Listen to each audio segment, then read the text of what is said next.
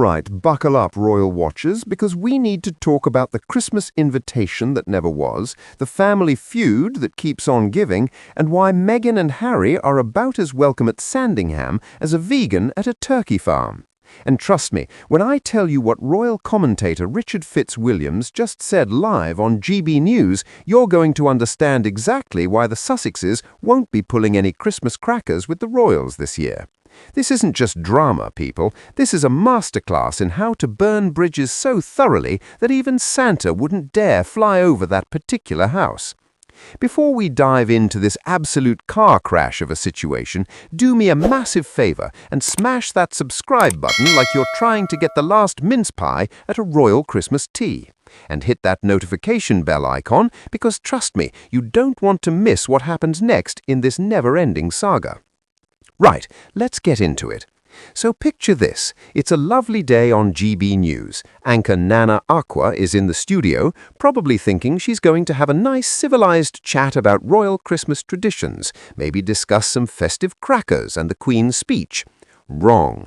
What she got instead was Richard Fitzwilliams absolutely obliterating any remaining hope that Harry and Meghan might be receiving a festive invitation to join the family at Sandringham. And when I say obliterated, I mean he didn't just throw shade, he threw the entire Christmas tree. Now here's where it gets absolutely juicy, and I need you to pay attention because this is the tea that's been simmering for years, finally boiling over on national television. Richard Fitzwilliams, who knows more about royal protocol than most of us know about our own families, came out swinging with what he called the real reason the Sussexes won't be unwrapping presents with the Windsors this December. And spoiler alert, it's not because they're too busy filming another Netflix documentary about how hard their lives are in their Montecito mansion. The bombshell? Richard basically said what we've all been thinking but were too polite to say out loud. The royal family doesn't trust them. Full stop, end of story, mic drop. And honestly, can you blame them? When your track record includes sitting down with Oprah to air every piece of dirty laundry you could find, filming a Netflix series that threw more shade than a California palm tree, and writing a memoir that spilled more secrets than a WikiLeaks dump, you don't exactly scream trustworthy Christmas dinner guest. But here's where Richard really twisted the knife, and I'm living for it. He pointed out that the royal practice now is to acknowledge non-working royals only on very special occasions. Translation, if you're not pulling your weight, you're not getting the royal treatment. It's like showing up to a potluck with nothing but excuses and expecting to take home leftovers. The audacity, right? The royal family has basically implemented a "you don't work here anymore" policy. And honestly, it's about time someone drew that boundary harder than Hadrian drew his wall. Now let's talk about the William and Harry situation, because this is where things go from frosty to absolutely Arctic. Richard dropped another bombshell. William and Harry reportedly haven't spoken in over 3 years. 3 years, people. That's longer than most people's pandemic lockdowns. That's longer than some Hollywood marriages. That's an entire university degree's worth of silence. These two brothers who used to be inseparable, who walked behind their mother's coffin together, who seemed like they'd always have each other's backs, now can't even manage a text message. If that doesn't break your heart just a little bit, you might want to check if you actually have one. But wait, because here's where Richard really lets loose with the reality check we all needed. He said, and I quote, that if the Sussexes came to Sandringham for Christmas, it would be rather stressful.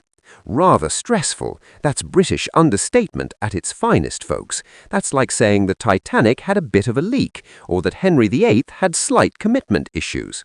What he's really saying is that it would be an absolute disaster of epic proportions, the kind of awkward family gathering that makes your weird uncle's political rants at Thanksgiving look like pleasant small talk. And here's the kicker that had me absolutely howling. Richard pointed out that the Sussexes wouldn't even want to come anyway. So we're dealing with a mutual thanks but no thanks situation.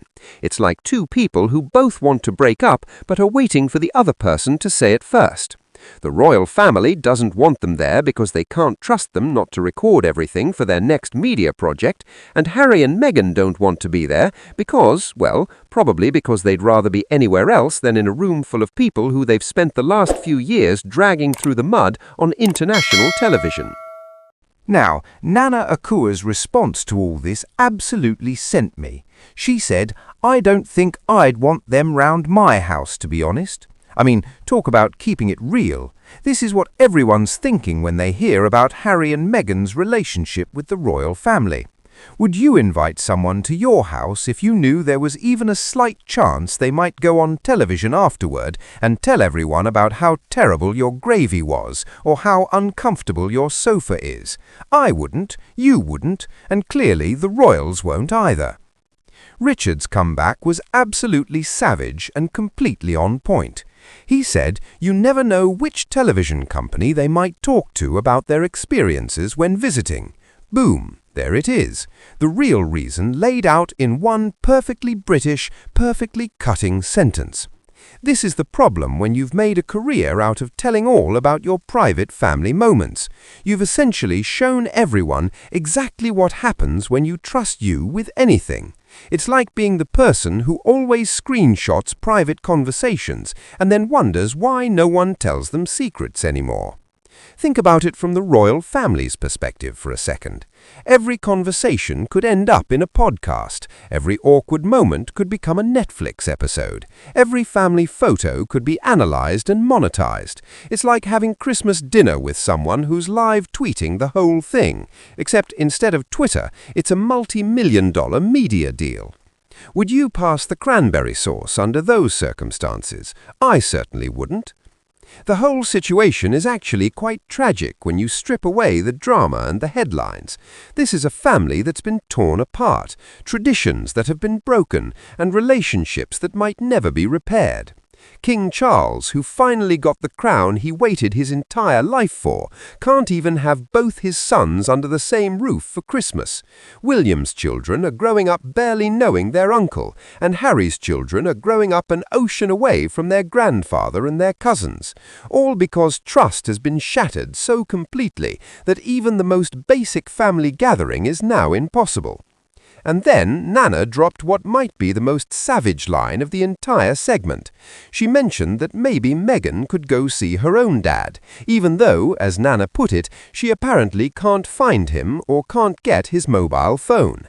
Ouch, that's the kind of burn that requires industrial-strength aloe vera.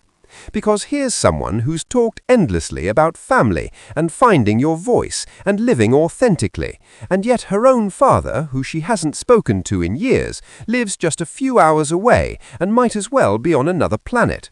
The irony is so thick you could cut it with one of the crown jewels.